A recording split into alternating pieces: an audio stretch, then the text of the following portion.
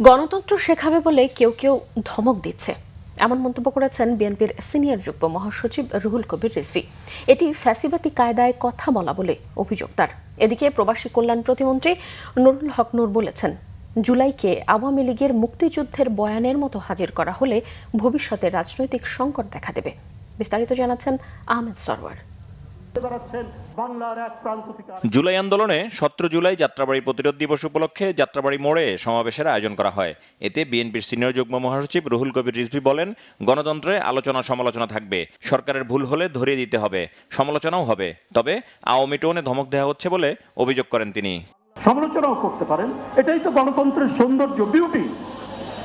আসলে আমরা সেই গণতন্ত্রের চর্চার মাধ্যমে গণতন্ত্রকে এগিয়ে নিয়ে যাই, কিন্তু সেটা না করে আপনারা শেখ হাসিনার টোনে, আওয়ামী লীগের টোনে, ওবায়দুল কাদেরের টোনে আপনারা কথা বলবেন, এটা তো মানুষ নিতে চায়। এই যে নীতিহীনতা, রাজনীতি করছেন ইসলামের নামে, কিন্তু ইসলামের মূল বাণী হচ্ছে সত্য ন্যায়ের পথে থাকতে হবে, অঙ্গীকার পালন করতে হবে। এই অঙ্গীকার আপনারা কখনোই রক্ষা করেননি। জুলাইকে কেউ কেউ কুক্ষিগত করার চেষ্টা করছে অভিযোগ করে বক্তারা বলেন, জুলাই কারো একক অবদান নয়, ছাত্র জনতার সম্মিলিত প্রতিরোধ ছিল এটি।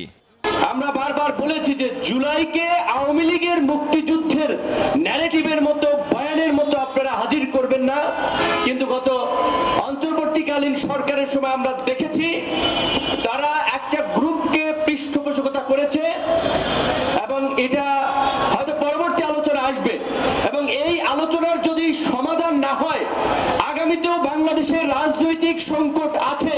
অগ্রিম এই কথা বলে গেলাম, পরে মিলিয়ে নেবেন। জুলাইকে এক বিন্দু পরিমাণও আমরা অবহেলা করব না। তাই সেই জায়গায় সেটা না শুনেই 1 মাস 2 মাসের মধ্যেই আজকে বিএনপিকে ফেলায় দেওয়ার চিন্তা করতেছেন।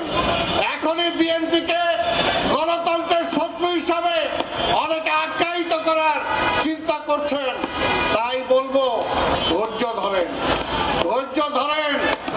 আমরা যেন কোনো দল, কোনো পক্ষ, যারা যেখানেই থাকি না কেন, এইটা যেন আসলে মনে রাখি যে আমাদের কারো একার চেষ্টায়, কারো একক দলের নেতৃত্বে এই আন্দোলন হয় নাই। সেই জন্যেই এইবারের যে অভ্যুত্থান, এটা ছাত্র গণ অভ্যুত্থান হিসেবে আসলে পরিচিত।